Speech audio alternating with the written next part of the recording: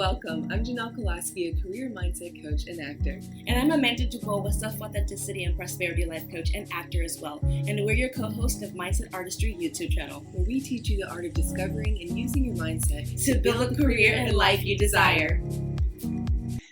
Yes, I think this mini episode, I just really want to talk about riding the wave of the industry and how it's a balance of everything. Like, you have to have the perfect balance of dream and stardust and trusting the universe, along with some wisdom, because being in the industry 15 years, working full time for 8, I remember my first low after the high. So you kind of get used to, Jesus, it's the lighting. We lost our lighting. You get, no, not today. Not today. You get used to, don't talk about that. You get used to the low. Everyone talks about that. Oh, working 5 jobs I hate, which I did that. And I think that's something people like forget sometimes when they, like, I'm talking about coaching, like, easy for you to say, Janelle. I'm like, no, like, I was an assistant, was passing out shots of tequila at a wine store, trying to get you to buy the bottle, nanny, while like sleeping on couches and wondering when it would happen. So, you get used to that. And then when you finally start booking work and it's a peer, like I remember I had like Ralph Lauren as a client, and I was working all the time doing showroom and some of their fit modeling. And then the head of this guy who was a Calvin Klein came over, and he decided to start using a size 6. And so all of that work I had, which was probably 20 hours a week, gone. And a dream client, gone. And was it anything that I had done? No. And that's what's so scary about our industry, is just like, they wanted a smaller size. I had always been on time. I'd always bent over backwards. I actually found out later that like some people had even made fun of me for that I was always like asking so many questions and just wanted to like provide a deliverable of like, so you want my makeup done? Exactly. Could you show me some examples of how you would want it done? I just really am passionate and care about the work. So, I definitely want you to weigh in on this, but I would say like now, again, once I'm like very grateful, but I kind of can see winter is coming literally and figuratively. And a lot of us are kind of going through it because of especially the strike. There still is some work out there commercially and print and independent films. But it's like time for me, like I talk about the wisdom of like, okay, let's tighten up the budget a little bit, but don't freak out. So, because easier said than done. We're all freaking out over here. Well, I guess I don't feel so alone, because I was like, stop it. I had somebody gave me like a pep talk the other day. Everyone's like, we all believe in you more than you believe in yourself. And this is why I say it's really good to have a diversified portfolio. Like, I'm so happy that, you and I also produce and we do commercials and print and other types of modeling and acting. And that's why we encourage people to just go after everything that excites them. You have your North Star, for me, acting's number 1, but we're artists. You can learn something from every type of role there is in the industry as well. And you're going to have these lows, and that is normal. And so I would love what you like to know what you have to say about that, Amanda, about like, keeping the faith, not freaking out, but also like looking at it and being like, okay, a low is coming. There's ways I can prepare too, and it's going to be okay. Are you okay? I feel like you have a moment. No, I was choking on a burp, but I love it. Okay, good. Yeah, I don't know. It's literally like I'm in a transition period. Like there was like a time where like I had to switch completely to modeling when I was a personal assistant, and somebody had to be like, Janelle, let go of personal assistant work. And I was like, I don't know if there'll be enough modeling. And now for 8 years there has been. And now the universe is pushing me more into acting and coaching and more like commercial producing stuff, which I prefer more, but it's that same fear. Yeah. Yeah, I mean, I think there's a misconception that especially with me, when people meet me, they think that I have it all together. They think that I'm pretty like strong, which I am for sure. And I think I am strong. I'm not denying that, but it's a habit that I developed because I always felt like I had to be the strong one in my family. I couldn't express myself only privately. only privately could I cry at home. Only privately could I cry like to my mom, you know. Other than that, it was like you cry it, then you get over it and move on. And I think as I've gotten older, I held on to that a little too tightly. What, especially, you know, it's a good thing and a bad thing, of course, but there has to be a balance. And it took me a while to recognize that that was a survival mode that I was in. It was a way for me not to get hurt. It was a way for me to control everything, especially being in Aries. We want to control everything. We want to know the outcome of things. We want to know the why always. You know, we will start things, but we need to know like what's the end goal, you know, and I think, you know, but then there's a flip side of me where it's like I'm just going to go with the flow and go with it. And I think it takes some time for me because I can't overthink. And COVID taught me a lot. I think there have been quite a bit of moments in my life that I felt I had to pause and slow down and figure out like, how do I feel about this? What do I need? What do I want? And you know, I've talked about this before, but and I hope that this doesn't happen to anybody. But you know, a major passing in my family, quitting my job, COVID, you know, arguing with a family member and then losing contact. Those things have really affected me. But at the same time, as much as it tore me apart, I mean, it tore me apart. I think what I did was dive into what could I control in those situations. And I held on, again, I held on it too long.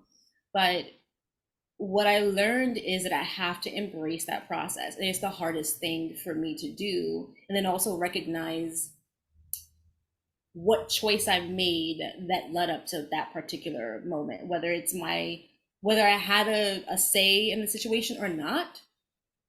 And so I think when it comes to moments like this, the reality is that you have to take inventory. You have to take inventory of you, what you need, what you want, what's the next step. Like I think I'm in that stage right now where because of this strike, I have to figure out what I need to do to elevate my career to the next level when the time comes. And there have been moments where we both have been in this industry for 9+ years. I think I'm on my 10th or 11th year, maybe even 12th or 13th at this point. I try not to count because then I'm going to put the pressure on myself. I'm like, it has to happen now, darling. And I think with that, I had to pause and go, what do I need to learn in order to get to the next level? And sometimes, you know this, the universe will slap you right in the freaking face. Oh yeah. Make you learn something because you won't give up on a particular behavior, a particular habit that is blocking you from seeing either your worth, how you're self-sabotaging, your fear, how is that showing up? So I think, and I'm probably going on a tangent here, as I do quite often, is that it's easier said than done to embrace the process. But the best thing you can do is look at it without emotion, look at it from a bigger perspective, and look at it from what are the things that you can control, which is you, right? Yeah. Like you said, the budgeting, right? Like you knew that, oh, in order for me to level up, I have to budget. I hope that wasn't too much. Probably. No, it's true. I mean, we could go on about this, and it's supposed to be a mini episode.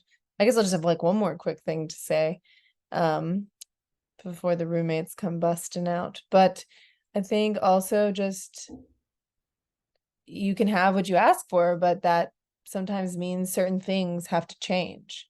You can't hang on to things. So I wanted the stability of the personal assistant job, but I kept asking about modeling, and that's something I really wanted to do that period of time. But in order for me to make enough modeling, I kind of had a super flexibility and super focus that had to happen that the assistant work kept taking me away from. And so I think once again, you know, I was high as a kite the past 2-3 weeks filming that film. And I've, you know, done a lot of short films, but this is the first time, you know, I know you've done a full-length feature, but this is the first time I've done a full-length feature and been such a big part of it. And like, it's just, it felt so right, you know, and like modeling doesn't always feel that way anymore. Well, I don't know if it ever did, but especially like now, just like I do have a passion for fashion, and I think is very interesting and cool, the design aspect.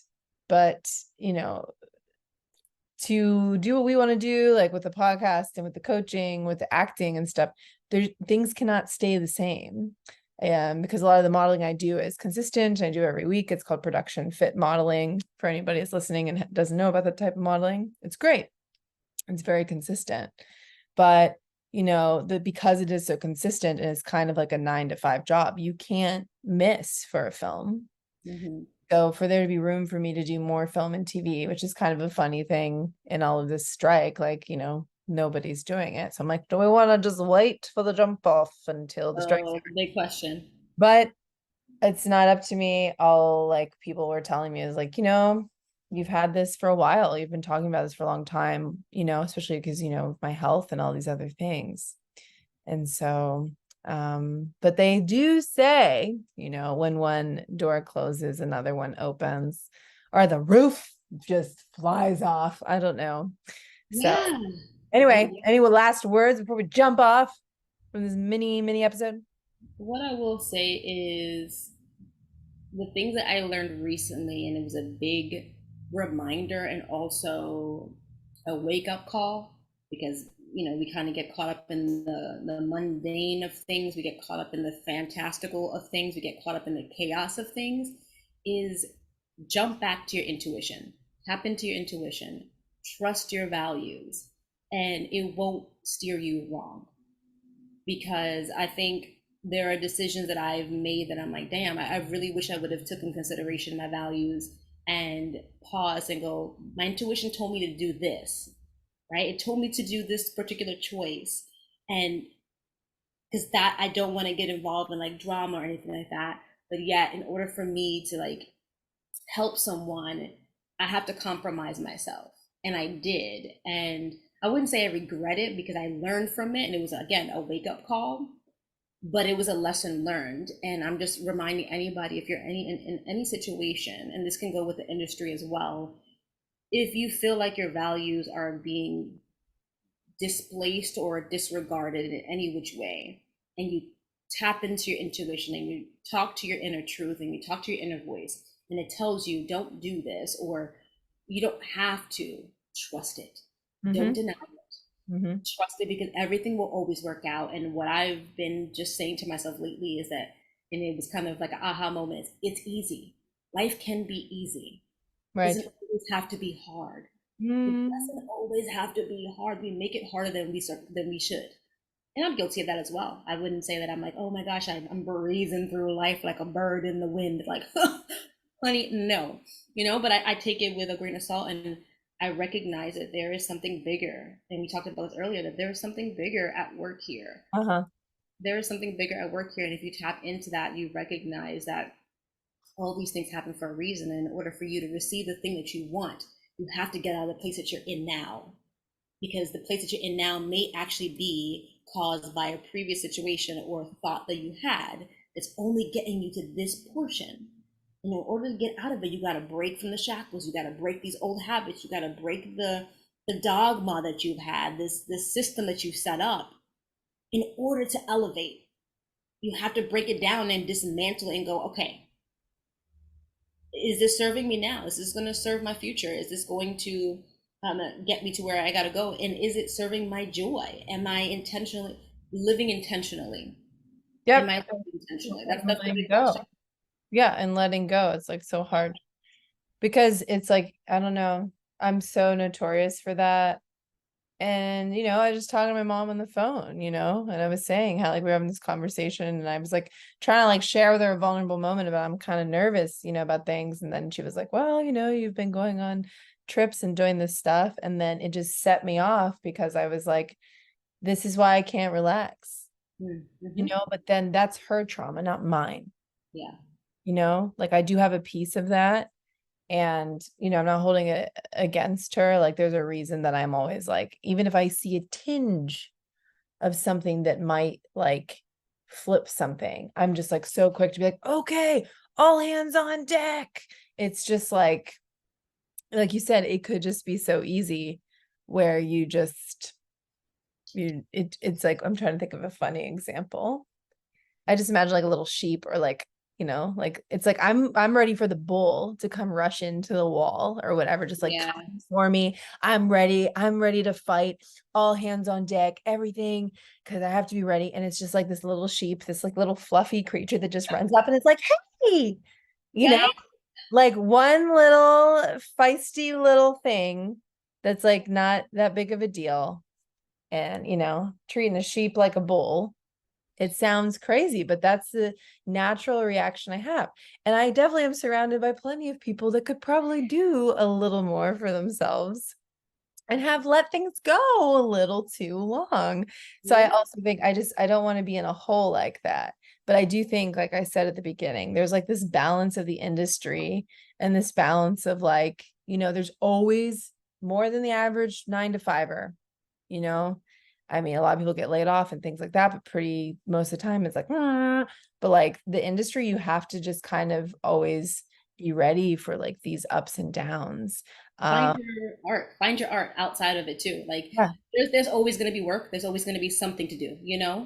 As hard as that is to admit, because it took me a long time to like, I don't want to do anything else but this. Like I refuse. And it's like, well, then you're not preparing properly. You're not giving yourself options. You're not giving yourself opportunities. Really. Well, it could lead to other things. So, it's like you could do one thing, and I was acting, and then they're like, you want a producing job, it's like, and I wasn't even trying. So, what are your thoughts about this episode? Drop it in the comments and let us know what you want to dive into next. Subscribe, like, share, and click the link below to book a free consultation. And We'll see you next time.